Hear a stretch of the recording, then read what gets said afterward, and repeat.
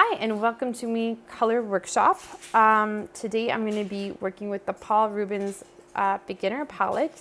I'm working with green deep, and what this exercise is I'm going to be taking every single color that's in my palette and combining it with green deep in order to see what it's going to give me. So there's a few reasons I'm doing this. One of this, it's always good to be doing exercises for mastering color.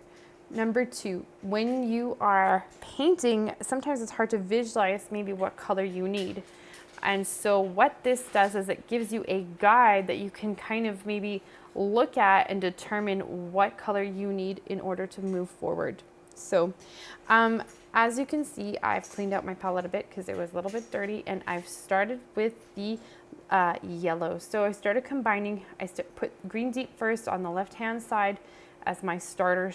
It's the starting color. It is pure color without any other mixing. And now I've started I've done the Hansa lemon, I've done the yellow medium, and working on the yellow deep. So as you can see, different yellows are giving me a more sort of mossy or more olivey green as I'm working here with the more golden sort of yellows.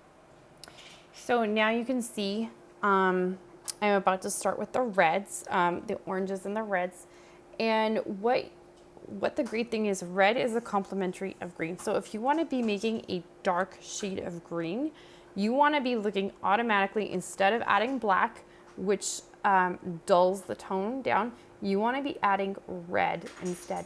But if you're adding too much red, it's going to create brown. So you just kind of have to play around a little bit where you're adding just the right amount of red, which you can see really quickly here as I'm going back and forth that, oh, I went a little bit too much red there. And then, so I had to bring it back to green to kind of get it back to those rich. So I'm getting a really dark green there. And so whenever I'm doing darks in a painting, that is the first thing I do, is add the complementary to the color I'm working with. And then if I'm trying to get it even darker, then I add sepia, which is the really, really dark brown. So that's the best way to get a really rich dark color. Also, one of the darkest ones that I got on here might surprise you, so just kind of stay tuned for that. So now I'm starting to work with the blues, which are giving me these more bluey green tones. So these are really lovely if you're just trying to get, if you don't have those in your palette and you're trying to get those are really nice to get. But what kind of surprised me up ahead was when I combined the deep green with actually both violets. So the blue I wasn't really surprised with. I kind of knew what it was going to give me. But yeah, so the violet gave me actually, and both violets actually gave me quite dark greens. And you can really use that as your black even. And that's what I'm going to start doing now with my stuff, is that I'm going to start using the violets to get the really deep darks that I want. And then I can go back to the red if I want to have a little bit less. But to really get the depth that I want, I think the violet deep was really the best one that I had, and you're going to just see it up here.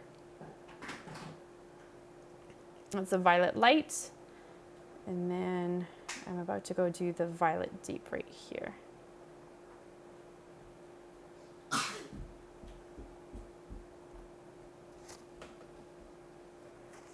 Yeah, look how black that looks.